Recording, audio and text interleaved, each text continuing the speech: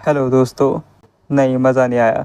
Hello दोस्तों, कैसे हो आप सब? तो आप सबका स्वागत है मेरे यूट्यूब चैनल पर, जहाँ मैं आपको अपने दिल और दिमाग दोनों से कहानी सुनाता हूँ।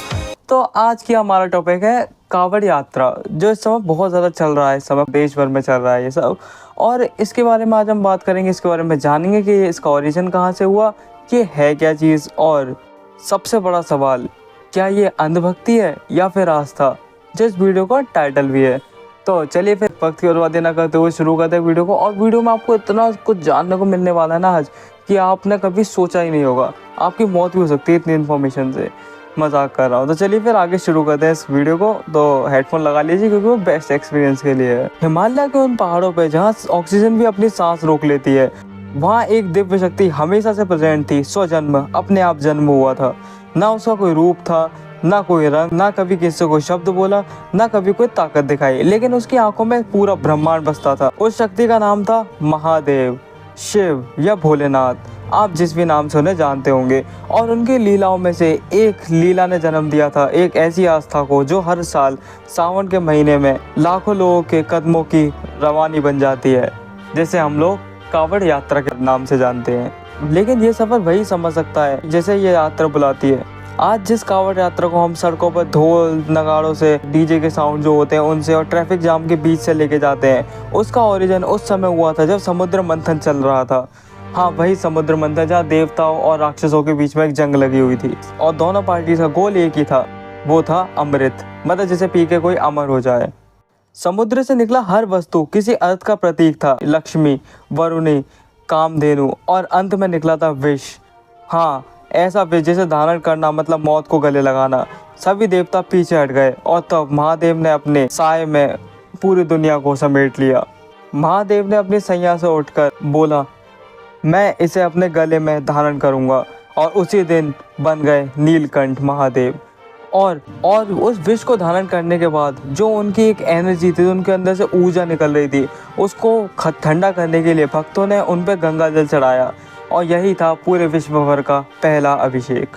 ये कोई रिचुअल नहीं था, ये एक ब्रह्मांड को बचाने वाला एक्ट था, एक इमोशनल रिस्पॉन्स एक ऐसे देवता के लिए जिसने कभी बिना किसी शर्त के, बिना किसी पर्सनल फायदे के पूरे विश्व को सारे दर्द, अब दुख, पीड़ा से बाहर निकाला था, और उस विष को अपने गले में धारण कर लिया था।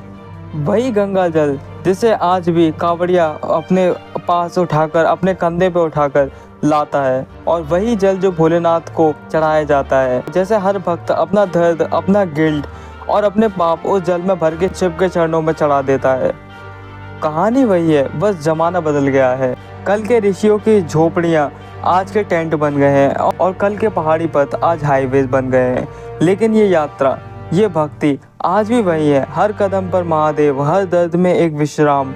और जब आप किसी गरीब को देखते हो नंगे पैर 300 किलोमीटर चलते हुए, जब एक माँ अपने बीमार बच्चे के लिए भारी कांवड़ उठाती है, जब एक बीमार व्यक्ति अपने लास्ट विश के रूप में कांवड़ यात्रा उठाता है, तब समझो ये सफ़र शुरू कैसे हुआ था।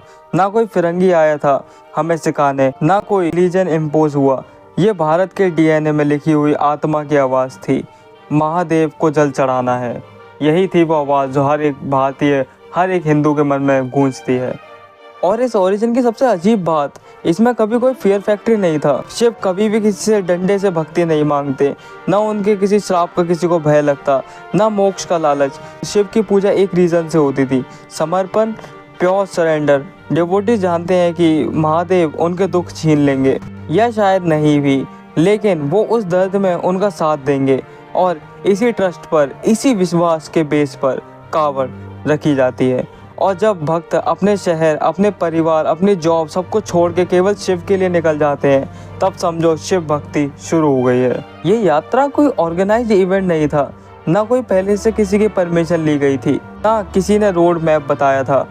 पहला भक्त बस चला था अपनी इच्छा से, और उसके मन में बस एक ही बात थी, और विश्वास कि मैं गंगा जी से जल लेकर आऊँगा और महादेव के चरणों में चढ़ाऊँगा। ये उसके मन में ठान ली थी उसने, और उस एक कदम ने करोड़ों के कदम उठवाए। और आज भी हर सावन के महीने में पहली गूंज हम सुनते हैं, हर हर महादेव, जो हर घाट से, हर घर से, हर गली से सुनाई देती है। कावड़ का अगर आपको अर्थ समझना है तो पहले आपको एक कंधे का अर्थ समझना पड़ेगा। वही एक नॉर्मल सा शोल्डर जो आपके दोनों तरफ है, समझना पड़ेगा उसका अर्थ। कंधे का दर्द सिर्फ फिजिकली नहीं होता, वो एक भार होता है अपने पापों का, अपनी गलतियों का और अपने प्रोमिसेस का, अपनी रिस्पॉन्सिबिलिटीज़ का। और जब आप उस भार को लेकर निकलते हो तो आप उस हर कदम में थोड़े हल्के होते जाते हो। ये यात्रा प्योरिफिकेशन है, ना पानी ना शरीर बल्कि आत्मा का। हर कदम के नाम शिव का मंत्र आप जब जप करते हो, बोल बम बम बोले, तो आपके अंदर की आत्मा है वो हर वर्ड के साथ प्योर होती चली जाती है। और इसीलिए जब लोग इसे कहते हैं अंधभक्ति, ये सब अंधभक्ति है, तो कहीं ना कहीं उन्होंने इस यात्रा का ओरिजिन समझा ही नहीं। वो लोग हैं बिल्कुल अनपढ़ गंवार, जिन्हें ऐसा लगता है कि ये सब एक अंधभक्ति है।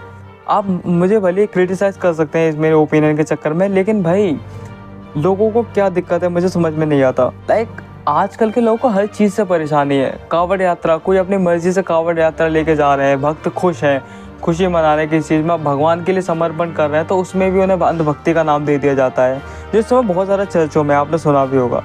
भाई ये यात्रा किसी बाबा ने डिज़ाइन नहीं की है, ये किसी चैनल का ब्रॉडकास्ट होने के लिए भी नहीं बनाई गई है।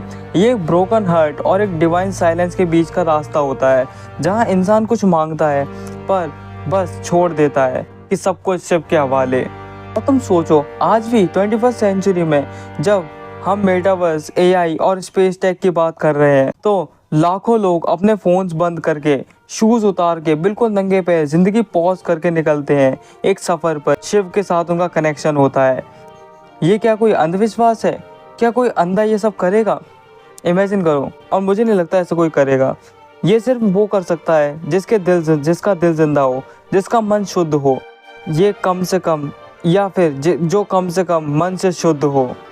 तो भाई अपना अपना रिलीजन है, सबको एक दूसरे का रिलीजन शायद अंधविश्वास लग सकता है, लेकिन तुम किसी के दूसरे की फीलिंग्स को हर्ट करोगे अगर तुम ये सब कहे कि अंधभक्ति है, तो फिर शायद ये तुम्हारी ही गंदी सोच है जो तुम लोगों के ऊपर डाल रहे हो। तो जब भी तुम किसी कांवड़ यात्रियों को या फिर कांवड़िया को लेके जाते हुए देखो, तो उसके कंधे पर बंधा हुआ रंगीन कांवड़ सिर्फ बम्बू और कपड़े के पीस मत समझना। वो एक पुण्य के पोटली है, उसमें वो सब भर के चला है, और उससे किसी ने ये सब करने के लिए नहीं कहा, वो अपने मन की श्रद्धा से चला है। और जब वो जाके उस गंगा जल को शिवलिंग पर चढ़ाएगा, तो उसी मोमेंट एक आत्मा मुक्त होती है।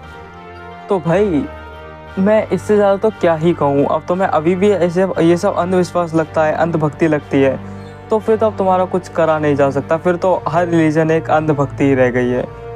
तो ये है ओरिजिन ऑफ कांवड़ यात्रा, और यही है आस्था या असली जन्म। हर हर महादेव। आज की वीडियो यहीं तक थी। मैं आशा करता हूँ कोई वीडियो थोड़ी सी भी अच्छी लगे तो वीडियो को लाइक कर। मैं आशा करता हूँ आपको वीडियो पसंद आई होगी। वीडियो पसंद आई तो वीडियो को लाइक ज़रूर करना, शेयर कर देना अपने दोस्तों के साथ, और चैनल को सब्सक्राइब ज़रूर कर लेना। मुझे पता आप करोगे तो, लेकिन कहना एक सही लगता है, मतलब थोड़ा एंड में कह दो तो मैं मिलूँगा आपसे अगली वीडियो में नेक्स्ट टॉपिक के साथ। और अगर आपको अपने थॉट्स लिखने तो आप मेरे कमेंट सेक्शन में लिख सकते हैं, मुझे बहुत ही ज़्यादा मज़ा आएगा आपके कमेंट्स पढ़ के। तो आप चेकआउट कर सकते हैं मेरे पहली वीडियो, बहुत ही ज़्यादा अजीब है। इमेजिन करो कोई जैसे कोई मरा हुआ इंसान मेरी वीडियो देख रहा हो इस तरह की टॉपिक पे, तो आप चेकआउट कर सकते हैं, वरना आपकी मर्जी, आगे बढ़ सकते हैं आप। तो मिलते हैं नेक्स्ट वीडियो में, तो तब तक के लिए बाय बाय।